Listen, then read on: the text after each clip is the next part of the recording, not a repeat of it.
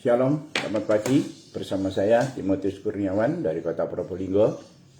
Dimanapun Anda berada, diberkati oleh Tuhan Yesus Kristus. Apa yang saudara lakukan, yang saudara percayai, dan yang saudara dengar ketika saudara hidup di dalamnya, kehidupan saudara akan diubahkan. Dan saya percaya berkat kasih karunia Tuhan Yesus Kristus akan melimpah bagi saudara dan saya.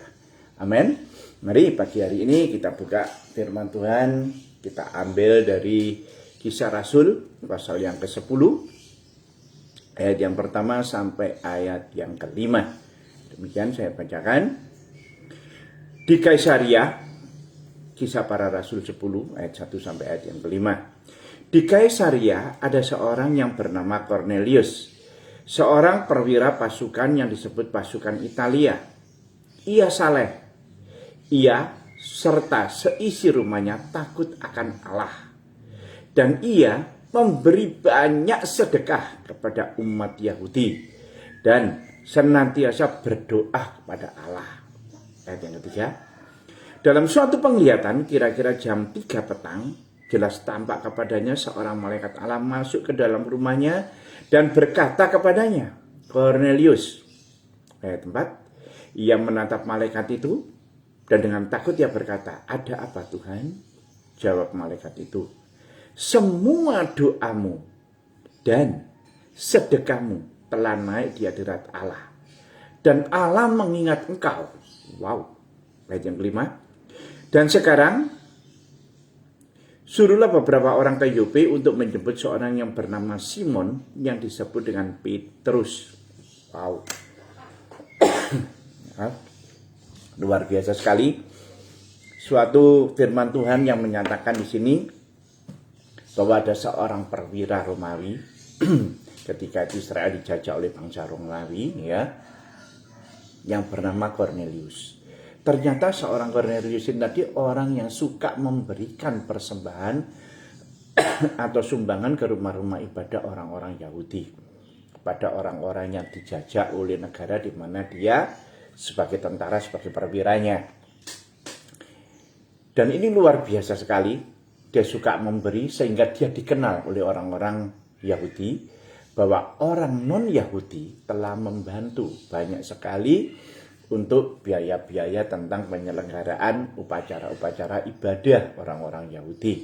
Nah, tapi bukan dalam hal itu aja dia terkenal, tetapi yang luar biasa justru doanya dan persembahannya dia sampai naik di hadirat Allah. Sehingga Allah menyuruh malaikatnya untuk turun memberikan suatu pernyataan kepada Cornelius untuk menjemput Simon Petrus. Nah, kalau berbicara tentang Simon Petrus, saudara dan saya pasti tahu dia adalah bapak gereja kita saat ini, ya. Gereja Santo Petrus, ya. Petrus ini termasuk soko guru, tokoh guru yang paling dihormati, paling dipanuti dan paling disegani juga oleh Saulus atau Paulus, ya. Nah, di sini Cornelius mendapat pernyataan karena apa? Karena dia memberikan persembahan, memberikan sedekah, di situ dituliskan. Dan saya mau berkata kepada saudara, justru dengan persembahan-persembahan ini Yesus itu banyak sekali memakai contoh-contoh orang-orang Yahudi yang spesial atau orang-orang non-Yahudi. Dengan persembahan-persembahan mereka yang spesial, persembahan-persembahan mereka yang boleh dikatakan memorial giving. Nah, ini suatu pertanyaan tersendiri yang menggelitik di hati saudara dan saya. Kita itu mau memberikan yang spesial, kita itu mau memberikan yang memorial. Itu ada pertempuran, ada peperangan dulu di dalam hati kita. Ya, kalau kita memberikan dalam nominal untuk hitungan di bawah 100.000, di bawah 1 juta, mungkin bagi sebagian orang itu hal yang sah-sah atau lumrah-lumrah aja.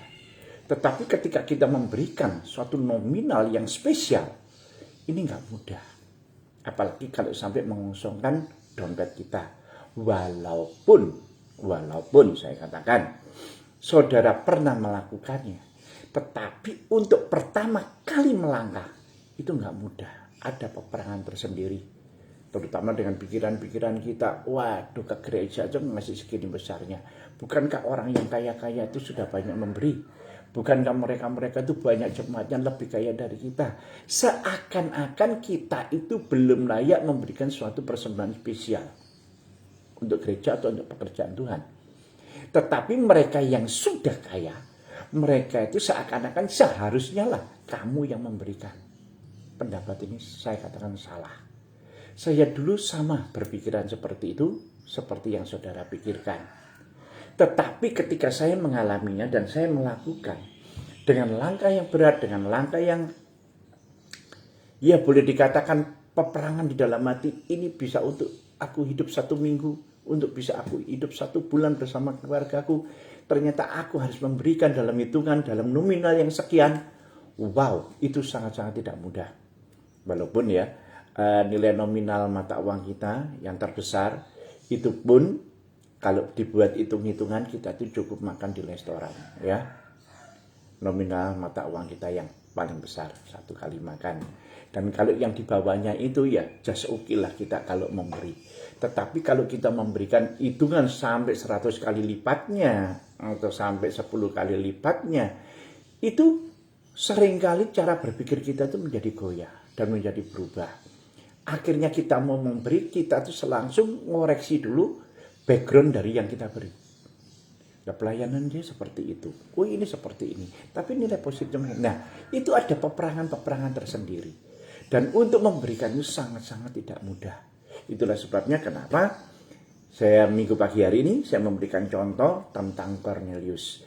Dia itu bukan orang Yahudi.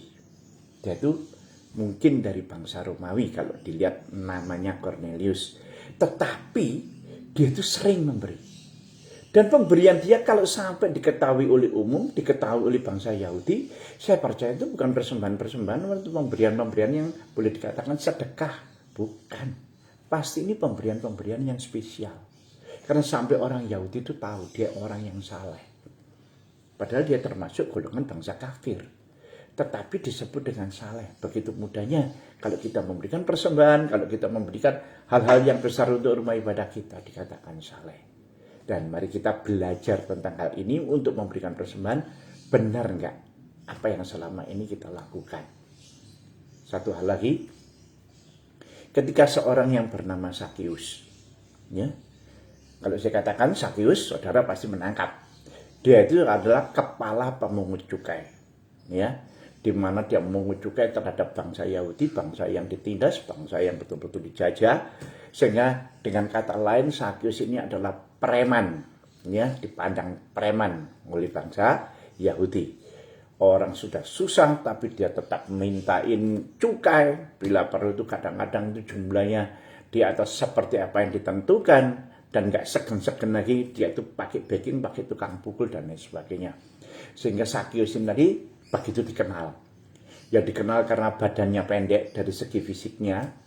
Dan yang kedua dari profesinya yang tidak populer sama sekali di mata orang Yahudi, ya, di mata khalayak umum. Pekerjaannya itu nggak populer, ya. Pekerjaannya itu betul-betul pekerjaan seorang preman, ya.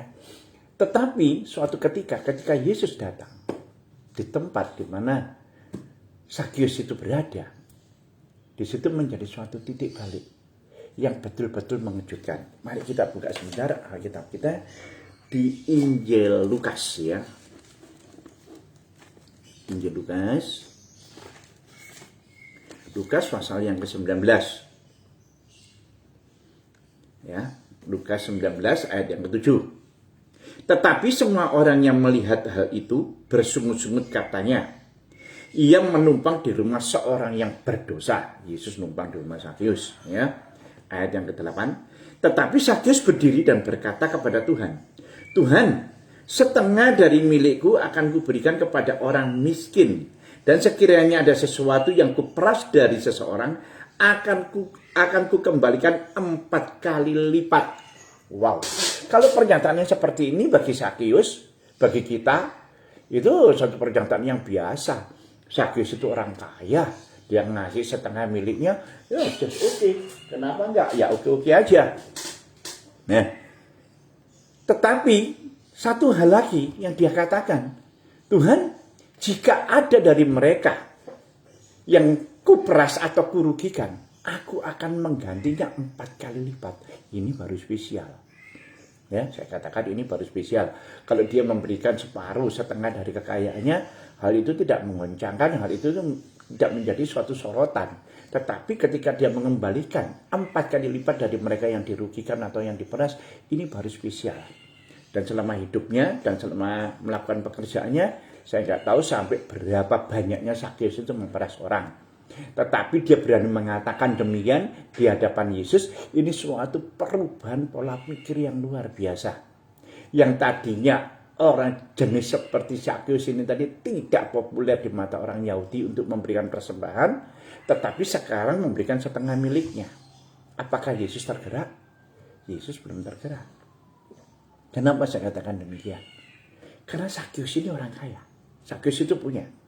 Bandingkan seorang janda ketika dia memberikan 2 peser uangnya ke dalam peti persembahan, di situ Yesus lagi juga mengamati-amatinya. Di Injil Markus ya, nanti dibaca Markus 12 sana.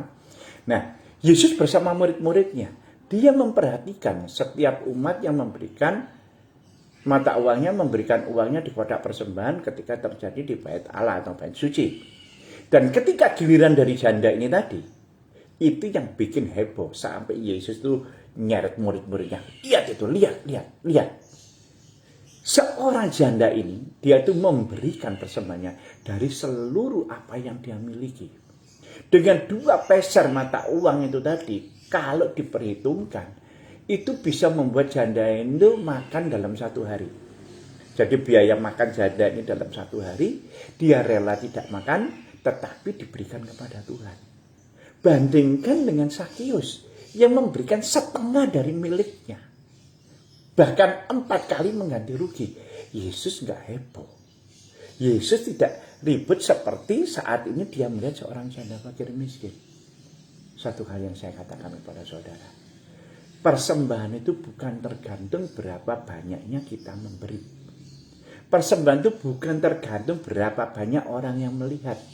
Persembahan itu tidak tergantung kepada berapa populernya kita di mata gereja yang kita berikan persembahan. Karena pola pikir kita saat ini sedang diikat, kalau kita memberikan persembahan banyak, kita sudah benar di mata Tuhan. Kalau kita membangun rumah ibadah untuk mereka semua bisa beribadah, wah saya sudah benar di mata Tuhan. Dan kalau saya memberikan yang lebih dari mereka, saya harusnya mendapat fasilitas lebih dari mereka. Saya katakan itu sama sekali salah. Justru kita memberikan dari dalam hati kita, kita memberikan sesuatu yang spesial, yang hanya untuk Tuhan. Itu yang luar biasa. Tapi di sini kuncinya kita seringkali itu nggak bisa memberikan persembahan yang spesial. Untuk kita memberi itu butuh perjuangan. Kalau orang-orang yang kita beri itu orang-orang yang menyenangkan hati kita, hati saudara, ya oke-oke aja kita kasih. Asal jumlahnya itu ya sekedar sekali makan, 2 kali makan lah. Tetapi kalau kita memberikan kepada orang yang tidak kita suka, memberikan orang yang tidak bisa menghargai kita, dan jumlahnya itu sampai 10 kali atau 100 kali lipat, 100 kali lipat nilai nominal kita makan di restoran besar. Nah ini baru perjuangan. Nah ini baru spesial. Ini baru memorial giving. Dan itu pun kalau kita berikan di gereja, ada nggak imbalan nama kita? Apa nama kita nanti ditulis di warta, nama kita ditayangin di LCD, nama kita ditaruh di Videotron, bahwa kita itu telah menyumbang dengan jumlah sekian sehingga rumah ibadah ini bisa berdiri. Apa seperti itu? Dan kita datang disambut oleh pemimpin gereja? No, ternyata nggak demikian. Padahal itu yang kita harapkan. Nah, kalau kita berharap yang seperti itu, hal itu tidak menggerakkan hati Tuhan kita. Hal itu tidak menggerakkan Yesus. Dan Tuhan tidak kirim malaikatnya seperti kepada Cornelius untuk memberikan suatu pernyataan yang luar biasa. Enggak ada dalam kehidupan kita. Ya biasa-biasa aja. Seperti Zakheus berkata, setengah hartaku ya okelah aku berikan kepada mereka. Dan yang membuat luar biasa, Yesus itu tahu bahwa Zakheus itu betul-betul rela, Zakheus itu betul-betul berubah ketika dia mengatakan, bila ada yang aku rugikan dan ada yang aku peras, aku kembalikan 4 kali lipat. Ini gak main-main. Sungguh saya katakan ini gak main-main. Begitu pula dengan kita. Aku memberikan 10 kali lipat dari nilai makanku. Aku memberikan 100 kali lipat dari nilai makanku tanpa diketahui oleh pemimpin gereja, tanpa dipublikasikan, dan aku memberikan kepada panitia yang enggak simpati sama sekali dengan aku, dan aku rela memberikan. Ini yang betul-betul menjadi suatu perhatian dari Yesus. Kenapa hal itu terjadi? Kita kembali lagi. Lukas 19 ayat yang ke-8. Tetapi Zakeus berdiri dan berkata kepada Tuhan, Tuhan, setengah dari milikku akan aku berikan kepada orang-orang miskin. Dan sekiranya ada sesuatu yang kuperas dari seseorang, akan aku kembalikan 4 kali lipat. Ayat 9. Kata Yesus kepadanya, hari ini telah terjadi keselamatan kepada rumah ini. Karena orang ini pun anak Abraham. Wow, luar biasa. Ketika Zakeus berkata, bila ada yang aku peras dan aku rugikan, aku ganti 4 kali lipat. Di situ Yesus baru berkata, hari ini terjadi keselamatan. Bahwa orang ini tidak diikat oleh kekayaannya, tidak diikat oleh hartanya, tetapi dia adalah keturunan Abraham. Seringkali kita kalau memberikan, itu hitung-hitungan. Pasti hitung-hitungan untung dan ruginya. Jarang sekali kita memberikan dengan rela, ini aku memberikan persembahan kepada kamu. Kecuali kepada orang-orang yang baik dengan kita. Mungkin karena satu hal, dua hal ketika dia membutuhkan dan kita tahu, kita pun memberikan, ya begitu aja dengan ikhlas. Tetapi kalau kita memberikan tanpa nama kita dicantumkan, tanpa kita dihargai, tanpa kita disambut oleh pemimpin di gereja, dipimpin rumah-rumah ibadah, nah ini yang luar biasa. Saya katakan, ketika engkau bisa memberikan dari dalam hatimu yang tulus, seperti hati seorang janda yang memberikan 2 peser, seperti hati Cornelius, dia yang rutin memberikan persembahan untuk rumah-rumah ibadah orang Yahudi, dan seperti Zakeus yang mengambil keputusan mengganti rugi 4 kali lipat dari apa yang dia dapatkan secara tidak halal. Apa yang didapatkan dengan kekerasan dikembalikan 4 kali lipat. Di situ Yesus baru berkata, terjadi keselamatan, terjadi kemerdekaan, bahwa engkau tidak diikat oleh uang, engkau tidak diikat oleh mamon, tetapi engkau adalah anak Abraham. Sambil telunjuk Yesus nunjuk kepada Zakeus. Aku katakan kepadamu pada hari ini, di rumahnya terjadi keselamatan. Karena orang ini, dengan telunjuk Yesus, karena orang ini adalah keturunan Abraham. Kenapa dikatakan keturunan Abraham? Karena kita tahu, bapak leluhur kita Abraham ketika dia sudah mengalahkan raja-raja pada waktu itu, dia pulang mendapatkan hasil jaran yang begitu besar. Dia disongsong oleh seorang imam yang bernama Melkisedek. Ya, itu adalah imam Allah yang maha tinggi. Karena namanya itu seperti arti namanya, dia itu adalah raja kebenaran. Ya, raja mula-mula dalam kebenaran dari Salem. Salem itu adalah raja damai sejahtera. Jadi Melkisedek itu datang menyongsong Abraham, dan Abraham menghormati dia, sujud kepada dia, dan Abraham memberikan korban persepuluhan. Di kitab Kejadian dicatat hal ini. Kenapa demikian? Karena Melkisedek ini tadi, dia itu tidak berbapak, tidak beribu, ya. Dia adalah yang awal dan yang terakhir. Arti namanya sendiri adalah raja kebenaran, dan dia dari Salem, ya, raja Salem, yaitu yang artinya raja damai sejahtera, yaitu Tuhan kita sendiri, Tuhan Yesus Kristus. Dan sampai keturunan-keturunan Abraham, mereka selalu memakai peraturan Melkisedek. Sekalipun sudah ada ditetapkan peraturan-peraturan tentang imamat, bahwa korban persepuluhan itu diberikan kepada para imam. Ya, tetapi tidak dikatakan dengan peraturan persepuluhan diberikan kepada imam pakai peraturan Harun. Karena imam yang pertama kali ditunjuk oleh Tuhan adalah Harun. Enggak. Tetapi pakai peraturan-peraturan imamat, keimaman. Tetapi ketika Yesus sendiri menyingkapkan siapa sebenarnya si Melkisedek ini tadi, dan di situ Yesus berkata Mereka memberi itu bukan berdasarkan peraturan-peraturan manusia, peraturan-peraturan peribadatan, peraturan-peraturan sinode gereja mereka, tetapi mereka memberikan dari peraturan-peraturan yang hidup kekal, hidup yang tidak binasa. Bahwa aturan Melkisedeklah yang dipakai, sekalipun Melkisedek bukan keturunan Lewi. Yesus pun bukan keturunan Lewi. Tetapi lewat peraturan dari Melkisedek, mereka itu seorang imam yang layak. Saudara dan saya gereja Tuhan memberikan korban persembahan perpuluhan. Wow, luar biasa. Dengan demikian, ketika imamnya berganti, maka imamat ini pun otomatis yang menurut hukum Taurat itu pun sudah tergantikan. Ya, kenapa tergantikan? Karena kita memiliki imam di atas segala imam, imam besar yang untuk satu kali saja dia masuk di dalam kemah pertemuan di ruang Maha Kudus, dan selanjutnya kita sebagai umat pilihannya, sebagai orang-orang yang menyembah kepada dia, kita mengenali dia sebagai Melkisedek. Sedemikian pula namanya, dia Raja Kebenaran, tidak berbapak dan tidak beribu, dia Alfa dan Omega, dia datang dari Salem, Raja Damai Sejahtera, yakni Yesus sendiri. Dan Yesus menghargai bukan karena persembahan kita dari jumlahnya, gedenya, nominalnya, bukan. Tetapi Yesus menghargai dari niat dalam hati kita, dari hati kita. Kalau Yesus mengambil persembahan yang besar, seperti peraturan-peraturan yang selama ini terjadi, maka janda ini tadi tidak mendapat apresiasi dari Yesus. Tapi justru janda yang memberikan 2 peser tadi justru menjadikan contoh di hadapan para murid-murid Yesus. Begitulah caranya kalau engkau memberikan persembahan kepada Tuhan. Rela memberikan apa yang ada kepadamu, sehingga engkau berkorban karena persembahan itu sudah diberikan.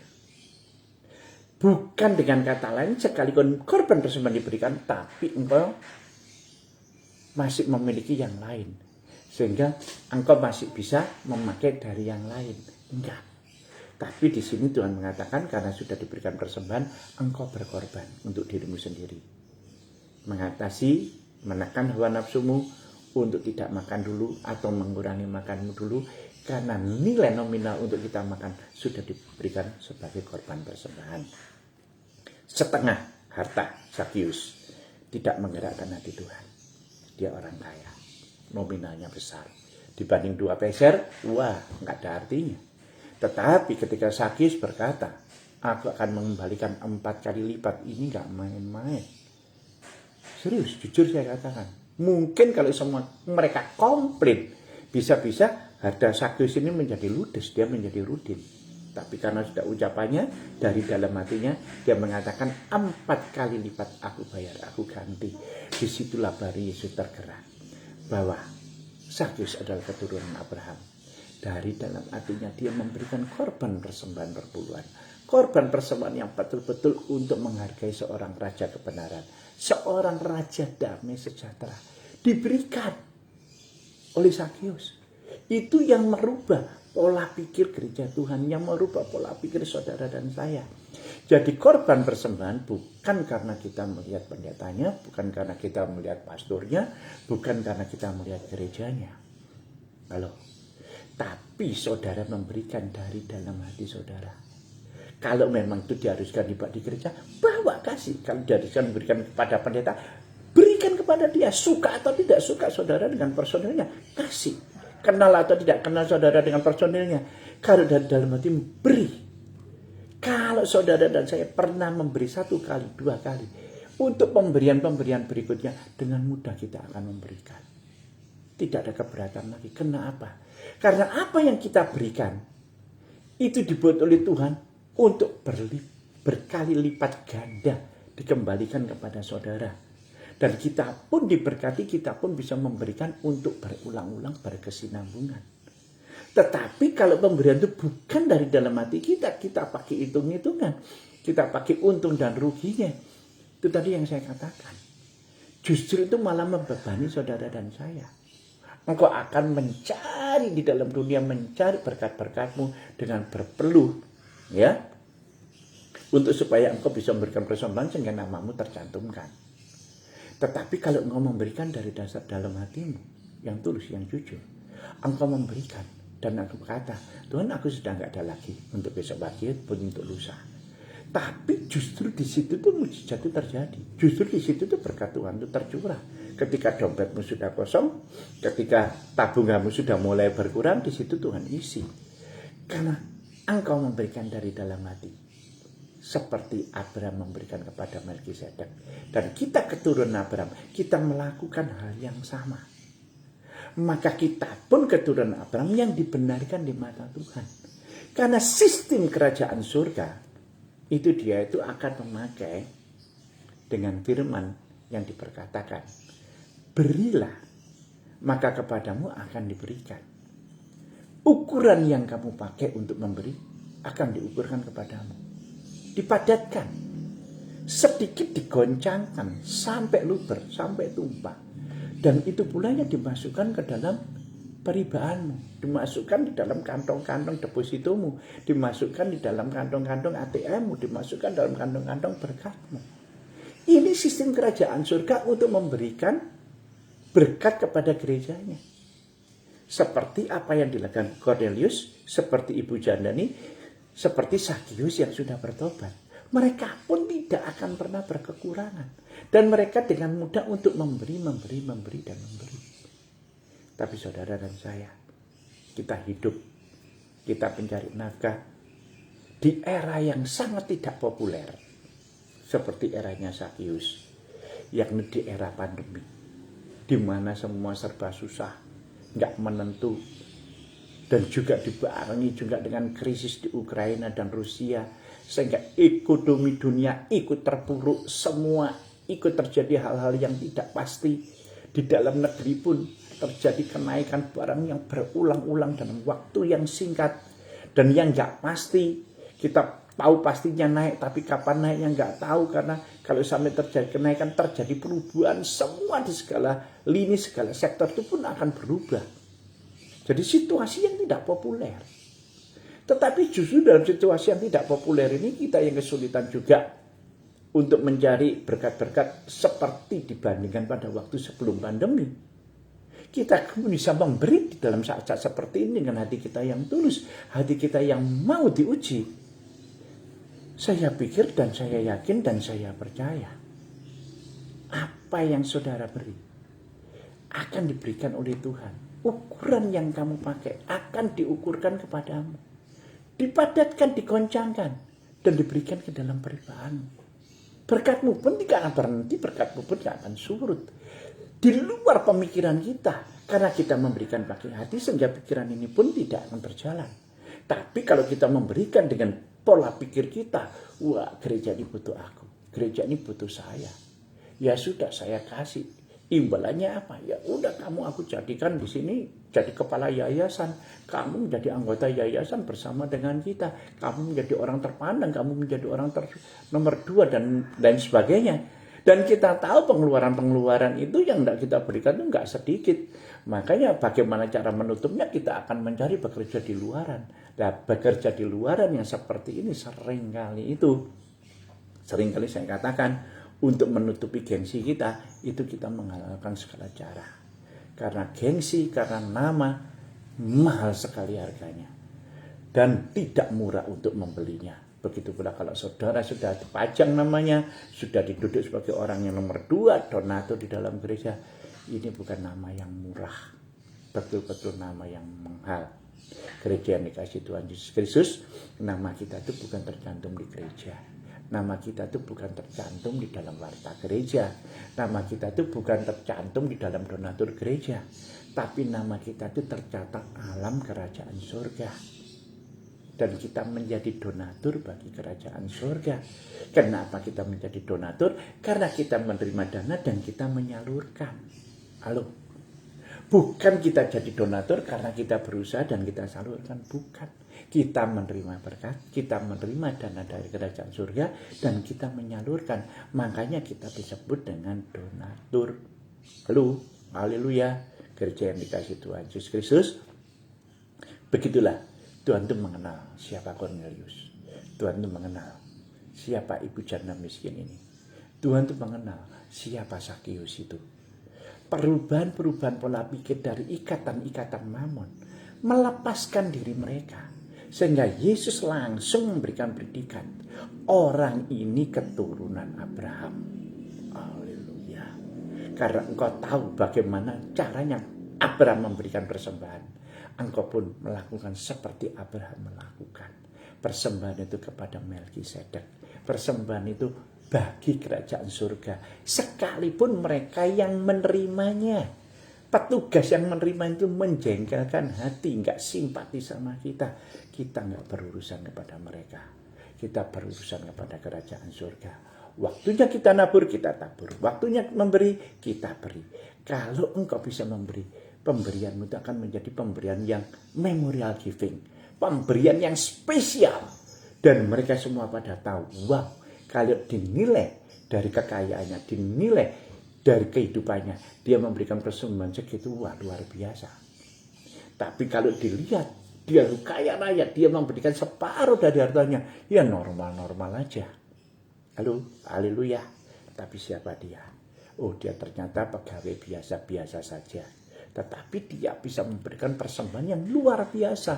Di situ hati yang berbicara, bukan otak, bukan pikiran yang berbicara. Gereja yang dikasihi oleh Tuhan Yesus Kristus, di mana roh Allah diam tinggal di dalam saudara.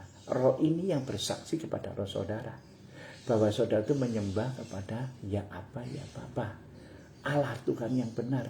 Kalau engkau melihat Bapamu, kalau engkau melihat Allahmu, berapapun yang Tuhan suruh untuk engkau menyalurkan, engkau akan menyalurkan. Hanya orang-orang yang dipenuhi roh Allah mampu memberikan memorial giving.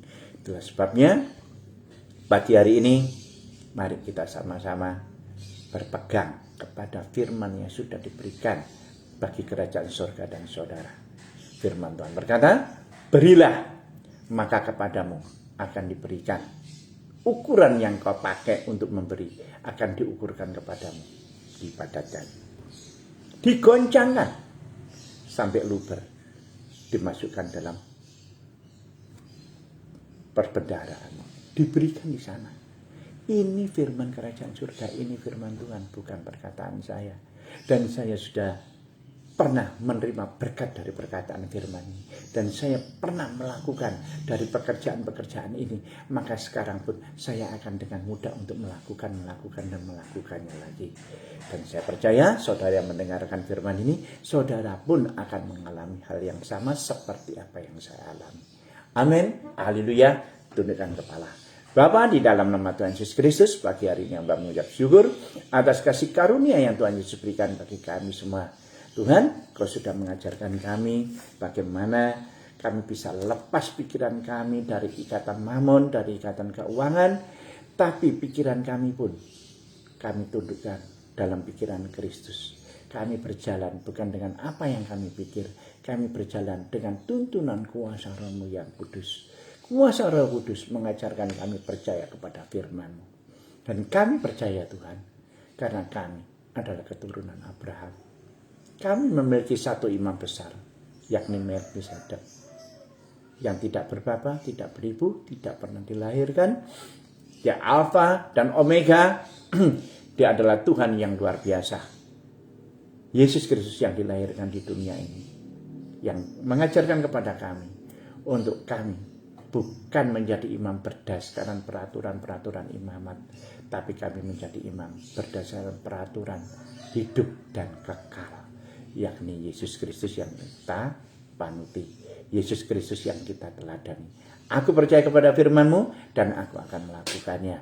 Di dalam nama Tuhan Yesus Kristus, di mana saudara mau melakukan, diberikan kekuatan, diberikan tuntunan oleh kuasa Roh Kudus untuk kamu mampu melakukan firman-Nya. Dan hanya di dalam nama Tuhan Yesus Kristus kita semua yang sudah diberkati sama-sama berkata, amin. Tuhan Yesus memberkati. Sampai bertemu minggu yang akan datang. Shalom.